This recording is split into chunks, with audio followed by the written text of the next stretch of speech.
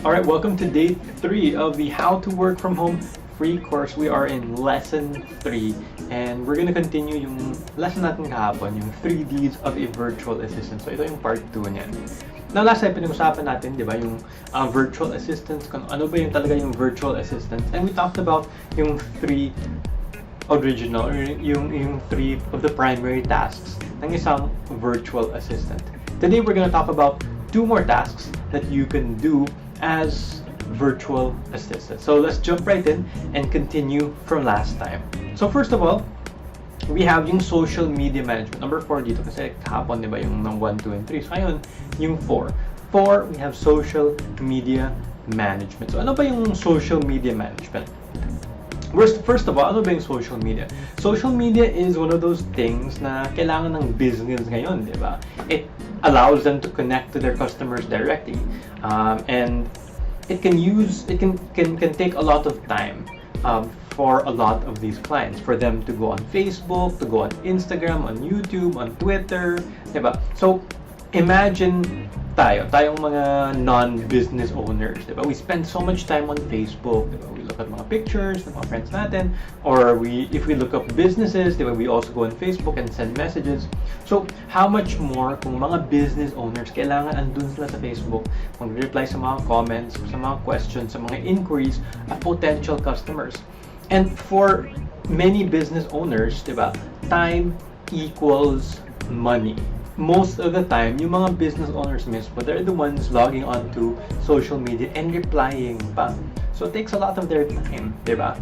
Buti naman if some bigger businesses, diba, they have social media managers, social media specialists. Pero for smaller businesses, which is kadalas ng mga clients natin, they would have yung social media managed by virtual assistants. And once again, that's where you would come in.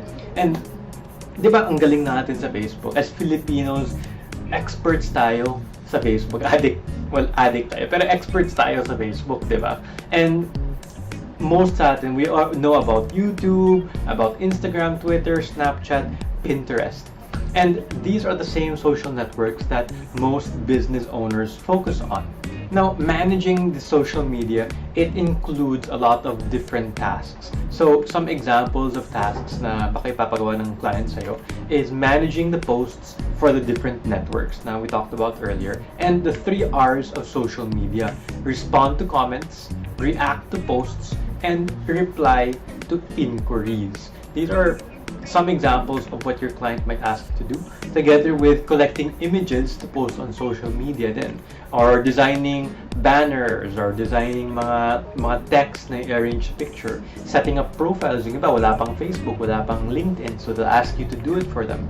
You can also plan a strategy for company growth, pero this is more complicated. Mostly naman, replying, creating profiles, choosing images, yun ang trabaho ng isang social media manager. Okay. The next task that you might be asked to do is creating and managing website content. Okay, so yung mga wordings ng website, yung mga images ng website, baka ikaw gagawa or ikaw mag-collect. Or the client might give you that information, tapos ikaw lang take-update. As most businesses, they focus on having a strong online presence. Yung content on the website is very important. Yun yung parang cornerstone. Tinatawag natin cornerstone sa isang business. The customers and stakeholders, they trust them because of their content, diba? So, pag-isipin natin yung isang business, kung wala silang website, parang baka scam, diba? So, kung may website, and yung information sa website is updated, is proper, and it looks nice, and it adds a lot of trust. Diba? It adds a lot of trust to potential partners, to stakeholders, to customers. And this lesson right now, itong video na to, this is one example of content. Itong video na to, and yung email na natanggap mo kanina, or yung message na natatanggap mo sa Facebook, those are examples of content that is created. So, pwede, ganun yung trabaho mo, making those emails, making those, the website, the images, the text on the website, the messages that are sent.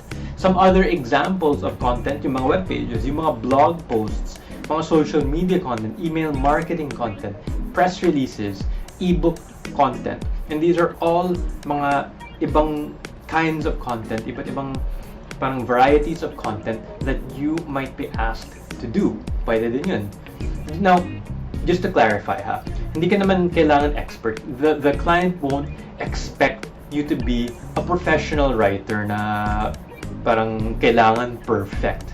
Pero if you're applying for a job as a writer, iba naman yun. Pero as a virtual assistant, you don't need to be a professional writer.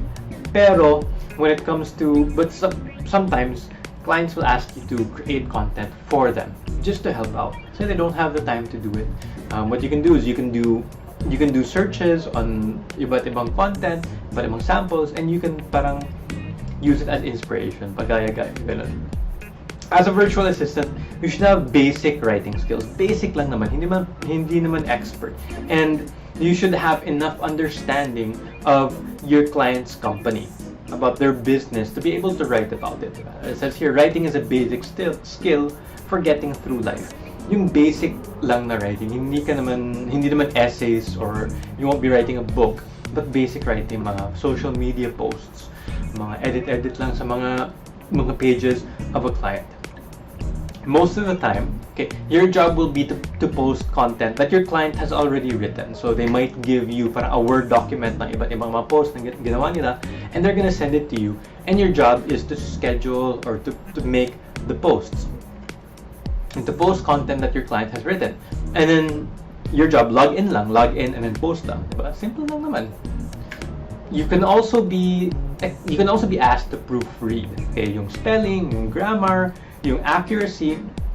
Americans, they make a lot of mistakes when it comes to spelling or grammar, even sometimes more than Filipinos pa. When you gain trust with your client, they can even ask you to write content for them in the future. Pero when you're starting out, usually you'll just assist them in any way you can. So if they give you content to post, like sinabi ko kanina, yung trabaho mo lang is to log in to the social media account and to post yun lang on a certain schedule, diba? And may scheduling tools naman din. Now, it doesn't end there. Yung mga tasks mo, yung mga trabaho mo that you can possibly do, it doesn't end there. We talked about 5, diba? We talked about 5 possible tasks. Pero the amount of tasks that you can do is unlimited. It's endless talaga.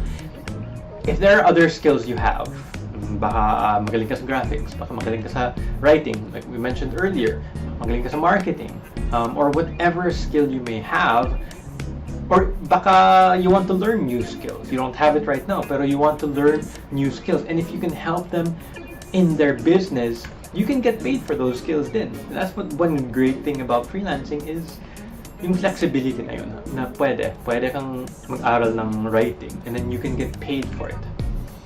Sige, enough about that. I hope that parang I've opened up your mind into the possibilities dito sa freelancing, yung mga tasks na pwede mong gawin. Alright, so on to our action item. And action items is practice ulit, because practice makes perfect. Now, we talked about 2 different skills, so we have 2 action items. So first of all, we have social media. Aside from just scrolling through Facebook or on your cell phone or Instagram, what I want you to do is take notice lang. Notice what company pages are posting. Okay? Notice mo lang how they're writing it, if they're trying to sell something, if they're trying to market something. Just read through their posts. You can even search for mga favorite companies mo, baka Jollibee, diba? Search mo sa search box. Tapos tingnan mo lang yung mga posts nila and try to notice yung mga trends. How are they writing their posts? How are they doing it? So yun, visit company pages, check out what they're doing. 7-Eleven, baka Nabisco, yung favorite mo, ganun.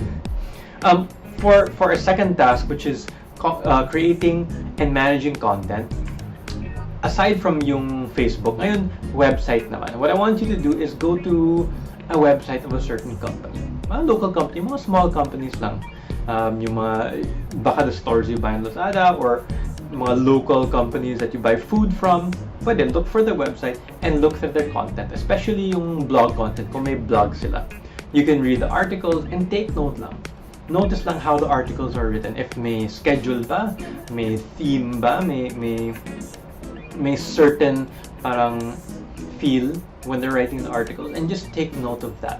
Because in the future, baka your client is going to ask you to write those kinds of content, so those kinds of articles or those kinds of social media posts. So right now, take note lang muna habang you aren't asked to do it yet. Okay, and as a bonus action item, what I want you to do is send me an email. Reply to my email or reply to my message and tell me what other tasks that you would like to do as a VA. Baka there are other things. Baka you want to do graphics, you want writing, you want to do marketing. So send me an email, reply to my email and say, Jason, I also want to do this, this, and this. Okay, so that's parang bonus action item. Okay, that's it for today. Make sure to check your email tomorrow. Tomorrow we'll be talking about how you can create an online job profile. So it's very exciting. You don't want to miss it. And parang this is the step for you to get hired. Now, if the skills we talked about today, parang you're not so confident sa social media, sa content, and you want to learn more. You want to learn more about becoming a VA. Also, you want to get step-by-step instructions. You want guidance and coaching to be more effective as a virtual assistant and to get hired and to get jobs. Check out the Virtual Assistant Bootcamp. The button is below this video for you to enroll in the Virtual Assistant Bootcamp, or just check it out, see what there is to offer. And if you have any questions, you can send me an email or send me a message. Alright, that's all for today. I'll see you tomorrow.